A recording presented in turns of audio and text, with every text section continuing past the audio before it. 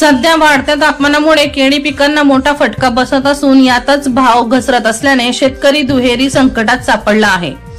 गेल्या काही दिवसांपासून केळीच्या बाजार भाव घसरण सुरू आहे। गेल्या काही दिवसांपूर्वी केळीला 1700 ते 1800 रुपये बाजार भाव होता, मात्र तो खाली येता आता श्रीनगर येथे फण्या करून जाणारी किंवा एक्सपोर्ट होणारी केळी 1200 रुपयाला विकली जात असून सध्या स्थितीत केळीची कटाई 400 पासून 1100 रुपयापर्यंत होत आहे। भलेही बोर्डावर बाजारभाव जास्त असतील, प्रत्यक्षात क्षेत्रावर केळीची कटाई कमी भावात होत असल्याचे निदर्शनास आले आहे। या संदर्भात काही बाजार समित्यांनी या विषयावर संचालक मंडळांच्या बैठकीत चर्चा केली आहे। गेल्या पंधरवड्यात थोडीफार मागणी असल्यामुळे शेतातील केळी बाहेर निघत होती, त्यातही उन्हाळा कडक झाल्याने काही मजूर घराबाहेर बसल्याने बागेमधून केळी काढणे व्यापाऱ्यांनाही अवघड झाले आहे। शिवाय बाजारात चिकू, आंबे, सफरचंद असे अनेक फळे आल्याने केळीची मागणी आहे तेवढीच आहे।